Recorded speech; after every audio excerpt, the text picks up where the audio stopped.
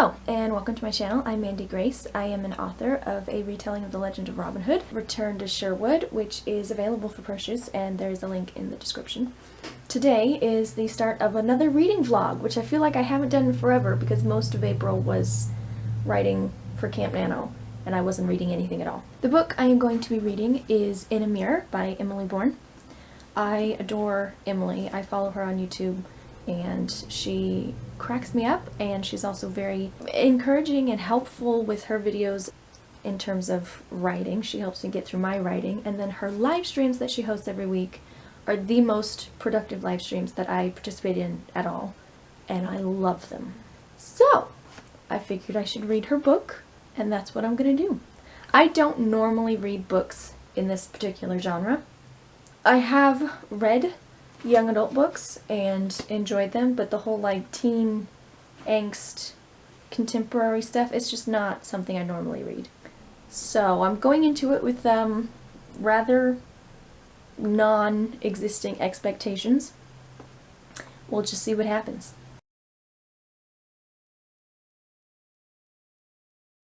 I'm still in chapter 1, but I just thought I should tell you that I relate so hard to Brittany, so I'm going to read the specific thing that I was like, oh my goodness, this is my day-to-day life. Where was it? I keep my head down as I edge around the girls talking, laughing and bopping to their own beat. I always listen for openings, but can never get my mouth to repeat the lines in my head. I imagine them laughing at my jokes and inviting me out for coffee. Maybe. One day. There's also another part a little bit later in the chapter where she's like working up the courage to say something and then like barely spits out a sentence, and that is my day-to-day life.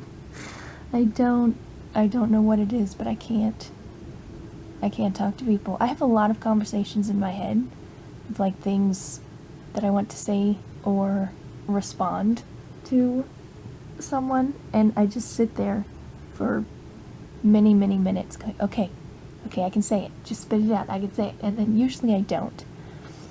Okay, I found something else that is just sort of fascinating to me. It's not really very important, and it doesn't really detract from the story at all. It's just, it catches my eye every single time, so I feel I should share. And I don't know if this is just because of the difference in language, because American English is sort of like its own thing that has nothing to do with any other English-speaking countries. So that might be part of the confusion here, but I don't know. It just, okay, so anytime that a character says something like, oh my god, it's never God. It's always G-A-W-D, which is a little odd. And then Brittany just told her friend to shut up, but it's not shut up, it's shut up with 2 D's. And I don't know if this is just like the character thing, like just the way that she speaks, that's the way it sounds, so that's the way it's written, or if it's an Australian thing, or if it's just an Emily thing, I don't know, but it catches my eye every time because I'm like, that's not how that word is spelled. I don't know. I mean, it could just be a character thing. That's the way that she's saying it. Or it could just be an Australian thing that I don't understand. I am 4 chapters in, and what I can say so far is that I do like it. I like Charlie a lot better than Brittany. I relate to Brittany's social awkwardness, but I like Charlie better. I am about 1/3 of the way through the book at this point, and I'm still really enjoying it, much more than I expected to. I just didn't really know what to expect, I guess, going into it, since this is not the sort of book I generally read. But no, it has been actually enjoyable. I like Charlie so much better than Brittany. Brittany is a hot mess, but it's fine. I have sort of been playing this game with myself, trying to decide who's who on the cover, because I honestly cannot decide. I keep flip-flopping with who I think is who on the cover. And the biggest clue that I was going to use to say who was who was that Brittany always straightens her hair, and Charlie doesn't. She leaves her hair curly. But both of these young ladies have straight hair, as far as I can tell. So that's not helpful. Also, I found another fascinating thing, which I think is just the difference between Australian versus American English. And it's not bad in any way. It's just I find it fascinating and amusing, and I don't really understand what it means, but I can sort of guess. So sometimes when characters talk to each other and the character doesn't want to respond, or they're feeling frustrated or whatever, they will grizzle in a response. I don't know what that means. Grizzle is not a word that we use in that way where I'm from. So it's, every time I read it, I'm like, what? But again, I think that's just the difference between cultures in Australia versus America. Right here, Brittany grizzles as a reply. I don't actually understand what that means, but I mean, I can infer the meaning based on context of the story. She grizzles. I don't know, I kind of like it. I think I'm gonna start saying that.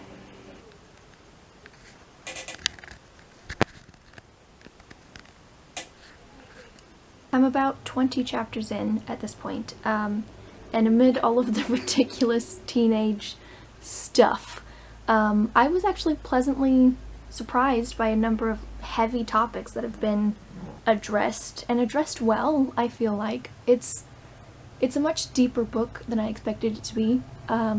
It is also filled with a lot of ridiculous teenage stuff. Most of the romance, honestly, I'm not gonna lie, most of the romance kind of makes me want to retch because it's just so teenagery, which it's meant to be. I mean, the girls are 15, so it's not like out of character at all. It's just, I'm getting some painful flashbacks to when I read the second book in the Stolen Kingdom series, and it's just, teenagers, I can't handle. But overall, I have actually enjoyed the book, and I'm enjoying the journeys that Brittany and Charlie are going on. I still like Charlie better, but Brittany's growing on me. She's very protective of her sister after she goes through some seriously crazy stuff. Okay, I just came to a part that made me laugh out loud because I love Jesus. Like, I take in Shay and Nick's conservative clothing as they leave the room. Church? That's so weird. We've never had religion in our home, and now Dad is dating a religious woman? And I don't know why it made me laugh so hard, but the whole like, Dad is dating a religious woman? And I just laughed. I laughed out loud. I don't think it was supposed to be that funny, but I found it funny. I think part of my amusement is simply that my Christianity isn't a religion to me. I mean, it is, technically speaking, but that's not the way it feels. It's much more of a relationship. So just the description of like a religious woman, it just made me laugh. That was all. Well, I finished it. I liked it. There were some surprisingly dark and heavy themes throughout it that I was not expecting at all. But yeah, I really enjoyed it.